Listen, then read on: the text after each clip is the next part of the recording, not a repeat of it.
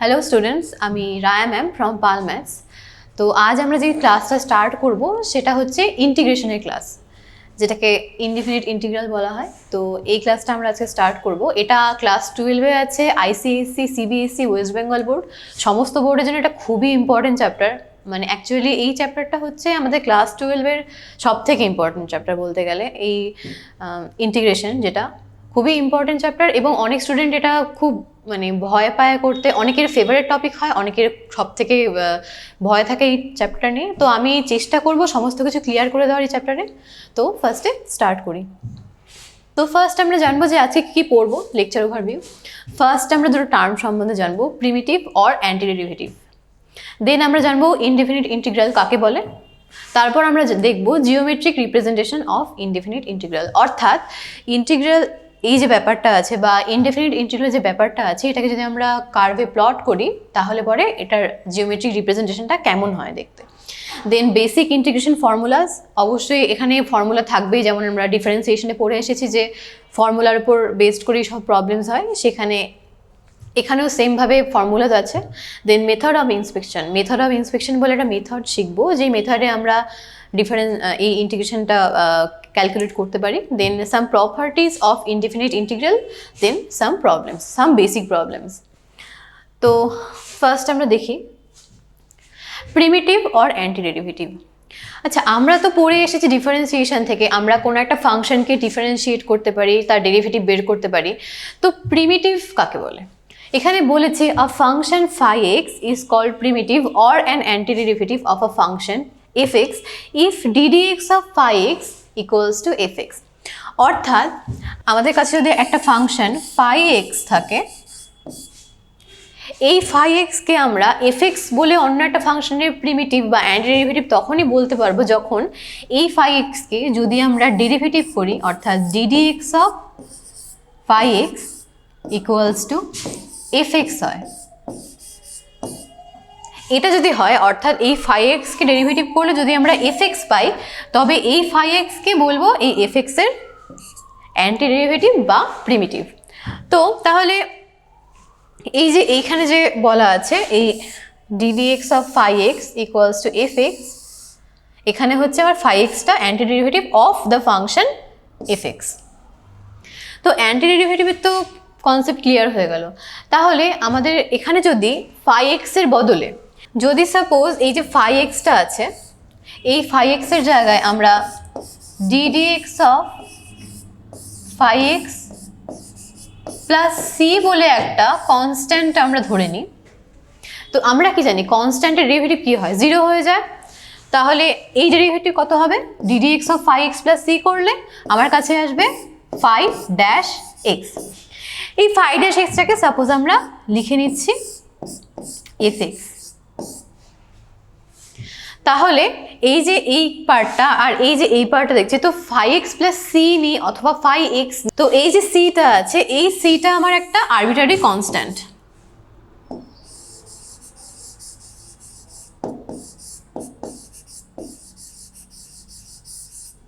Arbitrary constant. তাহলে এই সিটা যদি আমার আরবিট্রারি কনস্ট্যান্ট থাকে বা না থাকে, তাহলে ক্ষেত্রে আমাদের fx আসবে। অর্থাৎ এই জিনিসটা আর এই জিনিসটা কিন্তু আমাদের সেম হয়ে যাচ্ছে। তাহলে এই মোটামুটি গেল অ্যান্টিডেরিভেটিভের কনসেপ্ট। আমি একটা এক্সাম্পল দিয়ে তোমাদের বুঝিয়ে দিচ্ছি যে এটা কিভাবে কাজ করে। সাপোজ আমরা যদি এই প্রবলেমটা নিই, x to the power 4/4 is a primitive of x cube. অর্থাৎ এই x to the power 4/4 যেটা আছে, এটার যদি ডেরিভেটিভ করি আমরা, তাহলে পরে আমরা পাবো x কিউব। তো তাহলে ddx of x to the power 4/4 করলে কত হয়? 1/4 তো কনস্ট্যান্ট, তো কনস্ট্যান্ট আমরা যদি বাইরে বের হয়ে যায়। আর ddx of x to the power 4 করলে কত হয়? 4x to the power 3। তাহলে 4 আর 4 কেটে যাচ্ছে, তাহলে কত দাঁড়াচ্ছে? x to the power 3 x cube. তাহলে পরে আমরা দেখতে পাচ্ছি এই যে এটা ডেরিভেটিভ করলে আমার আসছে x কিউব। তাহলে x কিউবের অ্যান্টিডেরিভেটিভ হচ্ছে x to the power 4/4। তো এটা হচ্ছে আমার অ্যান্টিডেরিভেটিভের কনসেপ্ট। তো আমরা এবার ইন্টিগ্রাল পড়ার জন্য দেখব যে ইন্টিগ্রালের ভেতরে আমাদের কী কী পড়তে হবে। তো ফার্স্টেই বলে নিই যে ইন্টিগ্রাল দুটো পার্টে থাকে, একটাকে বলে ইনডেফিনিট ইন্টিগ্রাল আর একটা হচ্ছে ডেফিনিট ইন্টিগ্রাল। তো ফার্স্টে লিখে নিই,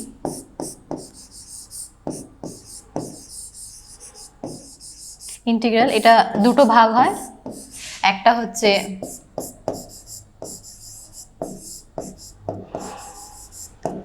ইনডেফিনিট আর একটা ডেফিনিট ইন্টিগ্রাল। তো ডেফিনিট ইন্টিগ্রালটা আমি তোমাদের পড়াবো, নেক্সটে পড়াবো, এটা শেষ হয়ে গেলে। তো আপাতত আমি এই ইনডেফিনিট ইন্টিগ্রালের কনসেপ্টটা দিচ্ছি। এটা যেহেতু ইন্ট্রোডাকশন ক্লাস, আমি তোমাদের ইনডেফিনিট ইন্টিগ্রাল সম্বন্ধে সব কিছু ক্লিয়ারলি বোঝানোর চেষ্টা করব। তো আমাদের আপাতত এই প্রিমিটিভের টার্মটা বোঝা গেল। তো আমরা নেক্সট যেখানে যাচ্ছি সেটা হচ্ছে ইনডেফিনিট ইন্টিগ্রাল। এবার আমরা এটার ডেফিনেশন দেখি কি বলা আছে এখানে। Let fx be a real value function, then the family of all its primitives or antiderivatives is called the indefinite integral of fx.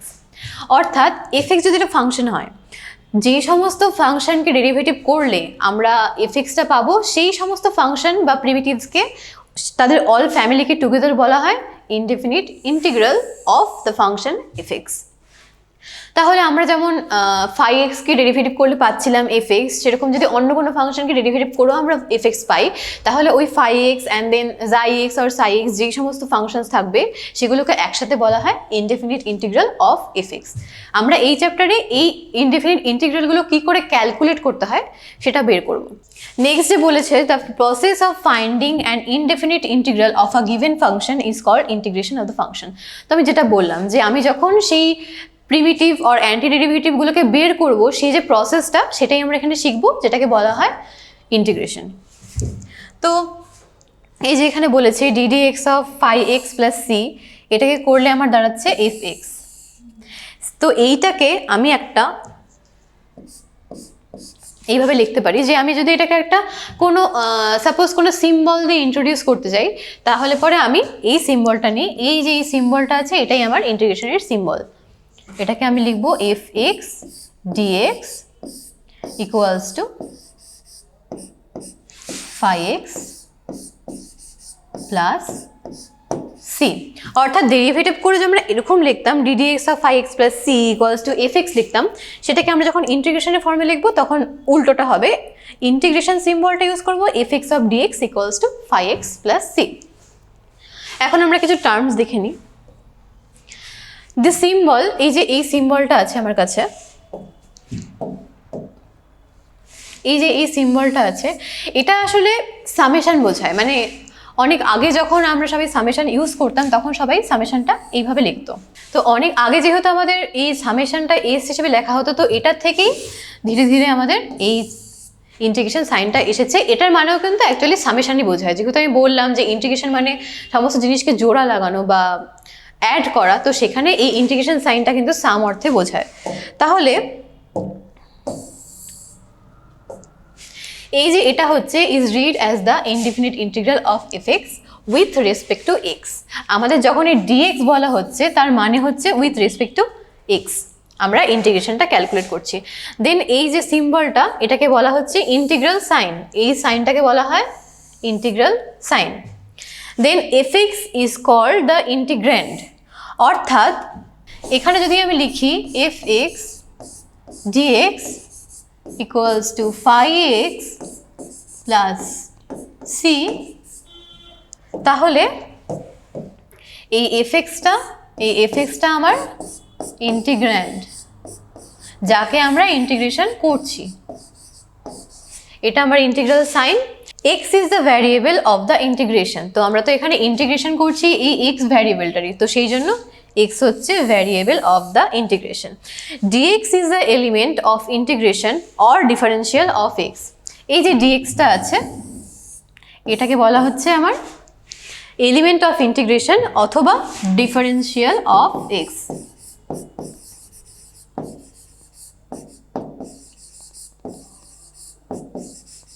Differential of x.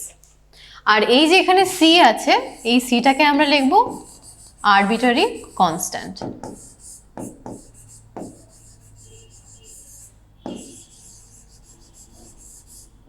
Arbitrary constant. তো এই হয়ে গেল আমাদের বিভিন্ন রকম টার্মস রিলেটেড টু ইন্টিগ্রেশন, যেগুলো আমাদের দরকার পড়বে। তো নেক্সট আমি এই ইন্টিগ্রেশনের রিপ্রেজেন্টেশন করব জিওমেট্রিক্যালভাবে। তো আমি নেক্সট করব হচ্ছে জিওমেট্রিক ইন্টারপ্রিটেশন। তো আমি যে আগেই প্রথমেই বলে নিলাম যে ইন্টিগ্রেশন মানে কি, ইন্টিগ্রেশন মানে ফ্যামিলি অফ কার্ভস, মানে অ্যান্টি ডেরিভেটিভ বা প্রিমিটিভের যে আমরা ডেফিনেশন পড়লাম সেখানে আমরা কি দেখলাম যে কোনো একটা ফাংশনের যতগুলো প্রিমিটিভ বা অ্যান্টি ডেরিভেটিভ থাকবে তাদের সমস্ত মানে all family they together are being called the integral of the function. আমরা যদি একটা ফাংশন নিয়ে নিই, সাপোজ f(x) একটা ফাংশন নিয়ে নিচ্ছি যেটা হচ্ছে 2x। তো আমি যদি ইন্টিগ্রেশন f(x) dx নিই তাহলে বোথ সাইডে ইন্টিগ্রেশন নিলে এটা কত হবে, x² প্লাস c, যেখানে c হচ্ছে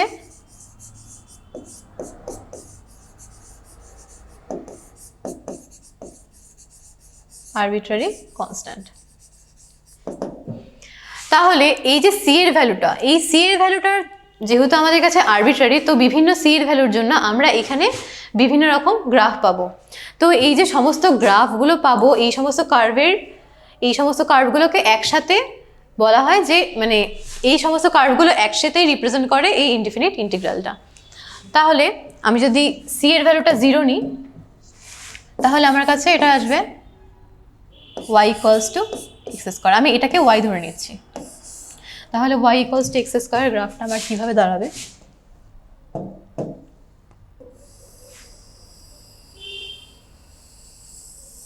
এইভাবে যাবে। আমি যদি c এর ভ্যালু 1 নিই তাহলে এটা হবে x² প্লাস 1। তাহলে গ্রাফটা এখান দিয়ে যাবে, অর্থাৎ এইভাবে। c এর ভ্যালু যদি 2 নিই তাহলে x² প্লাস 2, c যদি -1 নিই তাহলে x² -1। তো এইভাবে আমি এই কার্ভগুলো সব প্লট করতে থাকবো।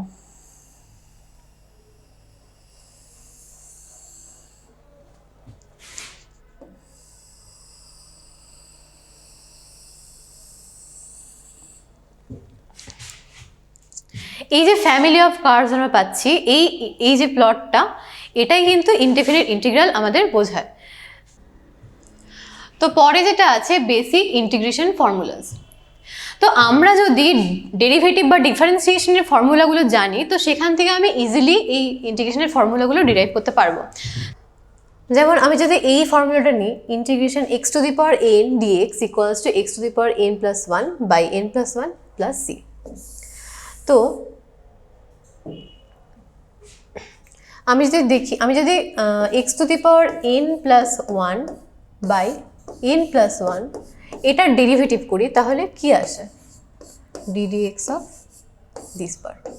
এটার ডেরিভেটিভ করলে আমার 1/n + 1 তো কনস্ট্যান্ট, এটা বাইরে চলে আসছে, সাথে x⁴n + 1, তাহলে x⁴n + 1 মানে n + 1টা সামনে চলে আসবে, আর x⁴n + 1 -1 এটা হচ্ছে আমার ডেরিভেটিভ হয়। তাহলে n + 1 আর n + 1 ক্যান্সেল আউট হলে আমার কাছে থাকছে x⁴n। তাহলে এবার আমি যদি, এটা তো আমার তাহলে অ্যান্টি ডেরিভেটিভ হচ্ছে, তাহলে আমি যদি ইন্টিগ্রেশন x⁴n dx নিই তাহলে এর জন্য এটা আসবে, তাহলে x⁴n + 1 / n + 1। তো এটাই এখানে বলা আছে, এই ফর্মুলাতে এটা বলা আছে। Integration x⁴n dx = x⁴n + 1 / n + 1 + c। Same আমি যদি dx এর ইন্টিগ্রেশন করি তাহলে এটা আসবে ইন্টিগ্রেশন dx = x + c। এবার আমি কিছু ট্রিগোনোমেট্রিক রেশিওজের জন্য আমি দেখে নিই ইন্টিগ্রেশনের ফর্মুলা কি হয়।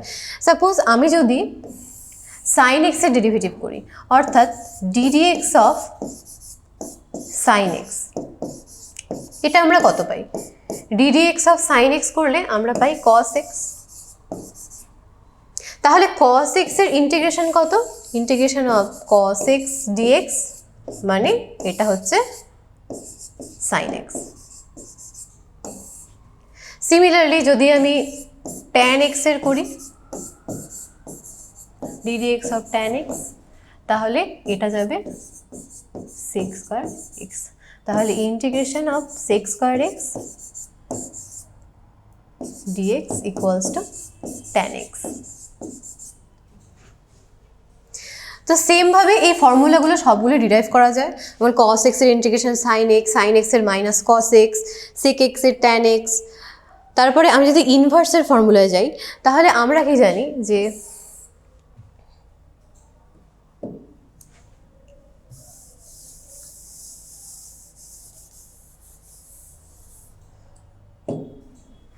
d dx of sin inverse x এটার ভ্যালু আমরা জানি 1/√1 মাইনাস এক্স স্কোয়ার। তাহলে integration of 1 minus X square 1/x square equals to sign inverse x. তো সেমভাবে আমার এই ইনভার্সের ফর্মুলাগুলোও এসেছে। এবার ইনভার্সের জন্য কিছু জেনারেল ফর্মুলা যদি আমরা নিই তাহলে জেনারেল ফর্মুলা বলতে সাপোজ এখানে আমার 1-এর জায়গায় যদি 1 না থেকে এটা a স্কোয়ার থাকতো তাহলে এটা কী হতো? এটা a স্কোয়ার থাকলে এটা হবে সাইন ইনভার্স x/a। কসের ক্ষেত্রে যদি এখানে 1-এর বদলে আমার a স্কোয়ার থাকে তাহলে এটা হবে x/a। এটা একটা এক্সাম্পল দিয়ে যদি দেখি আমি, তাহলে সাপোজ আমার এখানে এর জায়গায় যদি 9 থাকে, সাপোজ আমার a ইকুয়ালস টু 9, তাহলে integration 1/9 minus X square DX এই টার্মটা যদি থাকে তাহলে এটাকে এইভাবে লিখতে পারি 1/√3 square minus X square DX. তাহলে এটাকে আমি লিখব sign inverse x/3 plus C. তো এইভাবে আমরা এই ফর্মুলাগুলো অ্যাপ্লাই করব। নেক্সট আছে কিছু, যেমন tan inverse x. tan inverse x হচ্ছে আমরা জানি d dx of tan inverse x, এটা মানে 1/1 প্লাস এক্স স্কোয়ার। তো এখান থেকে 1/1 প্লাস এক্স স্কোয়ারের ইন্টিগ্রেশন করলে এটা হয় tan ইনভার্স এক্স। কটের ক্ষেত্রেও সেম, এখানে সেকের ক্ষেত্রেও সেম, কোসেকের ক্ষেত্রেও সেম। আর e to the power x এর integration always e to the power x হয়। যেমন d dx of e to the power x, যেহেতু e to the power x, তো সেই জন্য e to the power x এর integration করলেও e to the power x হয়। 1/x dx এর ইন্টিগ্রেশন করলে log x, আর a to the power x dx এর ইন্টিগ্রেশন করলে a to the power x by log x plus C. এবার এই যে ইনভার্সের বাকিগুলো আছে এগুলোকে যদি আমি একটা জেনারেল ফর্মে নিই, অর্থাৎ 1-এর জায়গায় যদি এখানে সাপোজ a স্কোয়ার থাকে, এখানে যদি a স্কোয়ার থাকে, এখানে যদি a স্কোয়ার থাকে, এখানে a স্কোয়ার থাকলে বা এখানে a স্কোয়ার থাকলে এগুলো কীভাবে হবে এগুলো দেখিয়ে দিচ্ছি।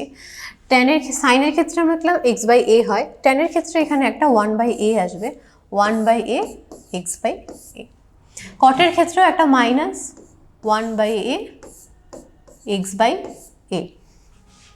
সেমভাবে এখানে একটা 1/a x/a, কোসেকের ক্ষেত্রে মাইনাস 1/a x/a। তো এগুলো গেল আমাদের ট্রিগোনোমেট্রি, রেশিও রিলেটেড সমস্ত বেসিক ফর্মুলা। এগুলোর উপর ডিপেন্ড করেই বাকি সমস্ত আমরা ফার্দার ক্যালকুলেশনগুলো করব। মেথড অফ ইন্সপেকশন বলে একটা মেথড আছে, তো এটা আমরা এবার দেখব। তো এই মেথডে বেসিক্যালি কি করতে হয়, আমাকে এমন একটা অ্যান্টি ডেরিভেটিভ বা প্রিমিটিভ সার্চ করতে হবে যার ডেরিভেটিভ করলে আমরা এই ভ্যালুটা পাই। তো আমরা এখানে এইভাবে লিখতে পারি যে let y equals to sin 2x। তো আমাকে এখন এমন একটা প্রিমিটিভ খুঁজতে হবে যেই প্রিমিটিভকে ডেরিভেটিভ করলে পরে আমি এটা পাবো। তো আমরা কি জানি যে যদি cos 2x কে আমরা ডেরিভেটিভ করি তাহলে cos 2x এর ডেরিভেটিভ করলে আমরা পাই মাইনাস sin 2x, আর সামনে একটা 2 চলে আসে। তাহলে আমাদের বের করতে হবে হচ্ছে এই টার্মটা। আমরা এমন একটা প্রিমিটিভ নিব যার জন্য আমি sin 2x এর ভ্যালুটা পাবো। তাহলে আমরা এখান থেকে যদি দেখি sin 2x টাকে তাহলে আমরা কি লিখতে পারি, এখানটায় তো আমি ddx অফ cos 2x করলাম, ddx অফ cos 2x করলে আমার এটা আসছে। তাহলে আমি যদি sin 2x টাকে বের করতে চাই, তাহলে sin 2x করলে আমি যদি এই পাশে নিয়ে আসি 2টাকে মাইনাস হাফ করে দিই, তাহলে minus half ddx of cos 2x। তাহলে আমরা দেখতে পাচ্ছি এইটা পাওয়ার জন্য আমাকে এইটা হচ্ছে আমার প্রিমিটিভ, অর্থাৎ sin 2x বের করতে গেলে এটা আমার প্রিমিটিভ। তো আমরা তাহলে লিখব by method of inspection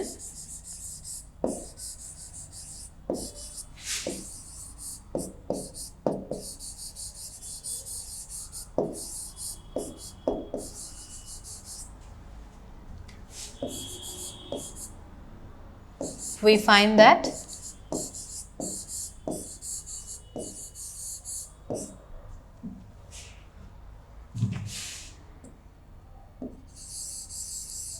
minus cos 2x by 2 is the antiderivative of the following.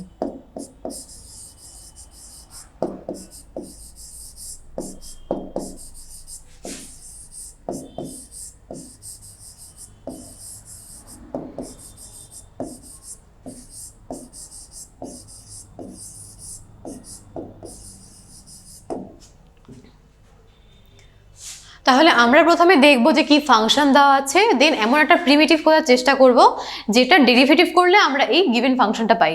তো এটাকেই বলা হয় মেথড অফ ইন্সপেকশন। তো বাকি দুটো অঙ্ক থাকছে, এই দুটো তোমাদের হোমওয়ার্ক থাকলো, এই দুটো অঙ্ক তোমরা বাড়িতে করবে, করে প্র্যাকটিস করবে। তো এবার আমরা দেখব some properties of indefinite integral. First property কি বলা আছে, ddx of integration fx dx, এটা করলে আমার fxই আসে। অর্থাৎ আমি যদি কোনো ফাংশন নিই, সাপোজ x স্কোয়ার, এটাকে যদি এইভাবে লেখা থাকে ddx of integration x square dx, তাহলে আমি এটাকে লিখতে পারি x স্কোয়ার। ঠিক আছে, নেক্সট কি বলেছে, integration f dash x dx equals two fx plus c। তো আমরা জানি ডেরিভেটিভ ddx অফ fx মানে f ড্যাশ x, তাহলে এখান থেকেই বলা যায়, ইমপ্লাই করলে integration of f dash x dx এটা হবে fx plus c, where c is any arbitrary constant, এটা এখানে বলা আছে। দেন 2 নম্বরে কি বলা আছে, two indefinite integrals with the same derivative had to the same family of the curves and so they are equivalent। অর্থাৎ যদি সেম একটা ডেরিভেটিভের জন্য এই ddx আর ddx এই ডেরিভেটিভের জন্য যদি দুটো ফ্যামিলি অফ কার্ভস এইভাবে ইকুয়াল থাকে, সেম থাকে, তাহলে তারা ইকুইভ্যালেন্ট হয়। অর্থাৎ ddx of integration fx dx equals two ddx of integration gx dx হয়, এই gx fx আর gx দুটো আলাদা আলাদা কার্ভ, তাহলে পরে এরা ইকুইভ্যালেন্ট হচ্ছে। তাহলে integration fx dx equals two integration gx dx plus c হবে। c হচ্ছে আমার আরবিটারি কনস্ট্যান্ট। দেন 3 নম্বরে কি বলেছে, suppose integration fx plus gx dx হয়, হোল ব্র্যাকেটে রেখে এটা যদি dx হয়, তাহলে পরে আমরা এটাকে এইভাবে আলাদা আলাদা করে লিখতে পারবো। অর্থাৎ আমার যদি এখানে এরকম থাকে যে 5x plus x square dx থাকে, তাহলে আমি এটাকে লিখতে পারবো 5x dx plus x square dx, এই প্রপার্টিটা এখানে বলা আছে। দেন 4 নম্বর বলেছে, for any real number k integration k fx dx equals to kটা ইন্টিগ্রেশনের বাইরে চলে আসবে, দেন ইন্টিগ্রেশন fx dx। অর্থাৎ এই এক্সাম্পলটা যদি আমি দেখি যে এখানে ইন্টিগ্রেশন 5x dx আছে, তাহলে আমি 5টাকে বাইরে নিয়ে আসতে পারবো। 5টা বাইরে আনলে এখানে দাঁড়াবে integration x dx plus x square plus dx, এটা আমি এইভাবে লিখতে পারি।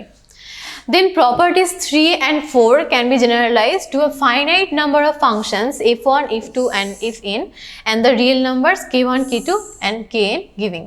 অর্থাৎ আমার যে 3 নাম্বার ছিল আর 4 নাম্বার যে প্রপার্টিজ ছিল, 3 নম্বরে কি ছিল যে আমার যদি এরকম কোনো ফর্মে থাকে তাহলে আমি এটাকে 5x + dx 5x dx + x² + dx হিসেবে আলাদা আলাদা লিখতে পারবো।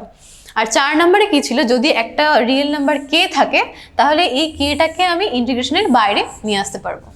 তো এটাই আমার যদি কোনো ফাইনাইট নাম্বার অফ ফাংশনসের জন্য হয় আর রিয়েল নাম্বার যদি আমার কে এনখানা রিয়েল নাম্বার গিভেন থাকে তাহলে আমার integration k1 f1x + k2 f2x + ... kn fx dx এটাকে আমি এইভাবে লিখতে পারি, k1টাকে বাইরে রেখে ইন্টিগ্রেশন fx dx, k2টাকে বাইরে নিয়ে গিয়ে k2 fx dx এইভাবে লেখা যায়।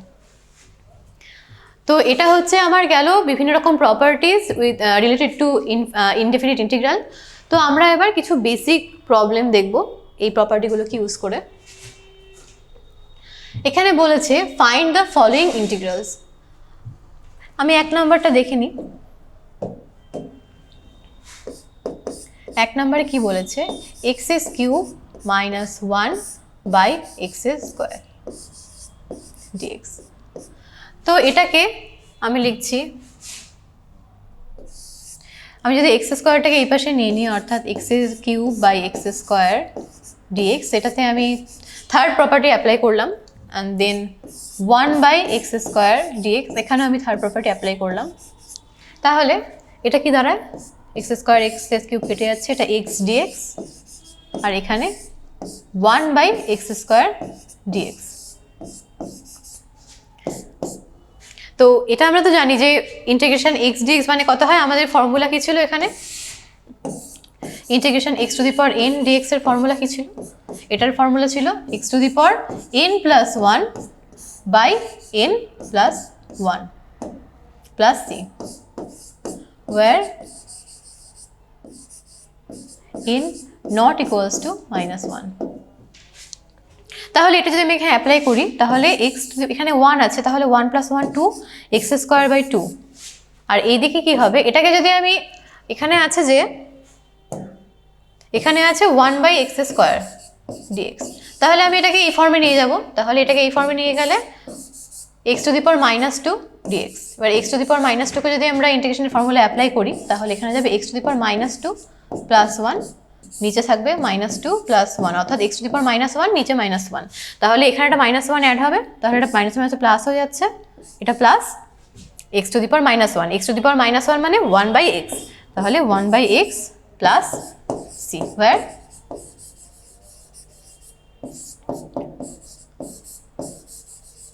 c is the arbitrary constant.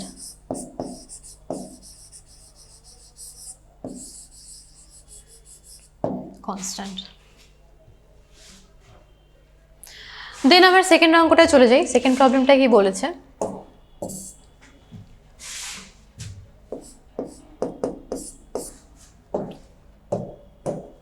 Second প্রবলেমে বলেছে integration x⁴/2 plus 2e⁻x - 1/x dx।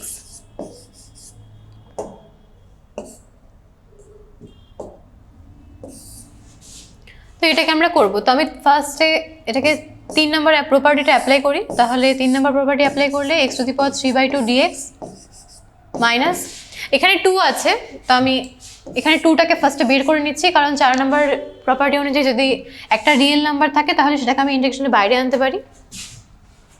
e⁻x dx minus integration 1/x dx। তো এবার আমরা এখানে x⁻n এর ফর্মুলা অ্যাপ্লাই করব। x⁻n এর ফর্মুলা অ্যাপ্লাই করলে ওপরে x⁻3/2 + 1, নিচে 3/2 + 1, এখানে 2 আছে। আমরা জানি e⁻x কে ইন্টিগ্রেশন করলে e⁻xই আসে, তাহলে e⁻x আর 1/x এর ইন্টিগ্রেশন করলে কত হয়, log x, তাহলে আমরা লিখব -log x plus c, where c arbitrary constant। এটা পাশে লিখতে হবে, c is the arbitrary constant।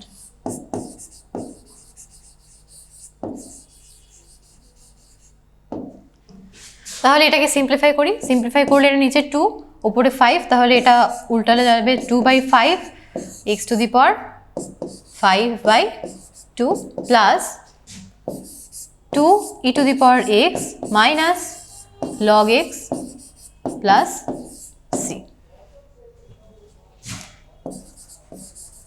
where c টা লিখে নেবে যে আরবিট্রারি কনস্ট্যান্ট। তো এটা হচ্ছে আমার আনসার।